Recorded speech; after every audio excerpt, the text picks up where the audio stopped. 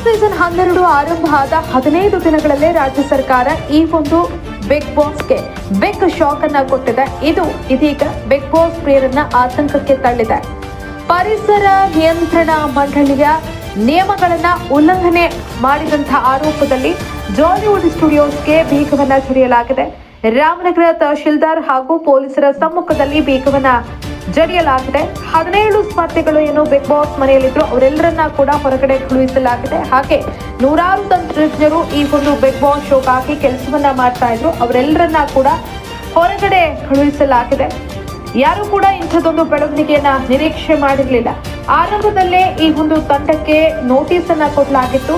ಪರಿಸರ ನಿಯಂತ್ರಣ ಮಂಡಳಿಯ ನಿಯಮಗಳನ್ನ ಉಲ್ಲಂಘನೆ ಮಾಡಿದ್ದೀರಾ, ಅದಕ್ಕೆ ತಕ್ಕದಾದಂತಹ ಉತ್ತರವನ್ನ ಕೊಡಿ ಅಂತ ನೋಟಿಸ್ ಅನ್ನ ಕೊಟ್ಟಿದ್ರು. ಆದ್ರೆ ನೋಟಿಸ್ಗೆ ಯಾವುದೇ ರೀತಿಯಾದಂತಹ ಉತ್ತರವನ್ನ ಆ ಒಂದು ತಂಡ ನೀಡಿರಲಿಲ್ಲ, ಮ್ಯಾನೇಜ್ಮೆಂಟ್ ನೀಡಿರಲಿಲ್ಲ, ಜಾಲಿವುಡ್ ಸ್ಟುಡಿಯೋಸ್ ಮ್ಯಾನೇಜ್ಮೆಂಟ್ ನೀಡಿರಲಿಲ್ಲ.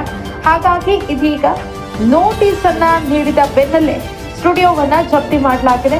ಸ್ಟುಡಿಯೋದ 3 ಗೇಟುಗಳಿಗೆ ಈಗಾಗಲೇ ಬೀಗವನ್ನ ಜಡಿಯಲಾಗಿದೆ. ಹಾಗೆ ಬಿಗ್ ಬಾಸ್ ಮನೆಯಲ್ಲಿದ್ದಂತಹ 17 ಸ್ಪರ್ಧಿಗಳೇನಿದ್ದಾರೆ ಅವರೆಲ್ಲರನ್ನ ಕೂಡ ಹೊರಗಡೆ ಕಳ್ಕೊಂಡು ಬರಲಾಗಿದೆ. ಹಾಗಾಗಿ ಮುಂದೆ ಬಿಗ್ ಬಾಸ್ ಶೋ ನಡೆಯುತ್ತಾ ಇಲ್ವಾ ಅನ್ನೋ ಆತಂಕ ಇದೀಗ ಬಿಗ್ ಬಾಸ್ ಪ್ರಿಯರನ್ನ ಕಾಡ್ತಾ ಇದೆ.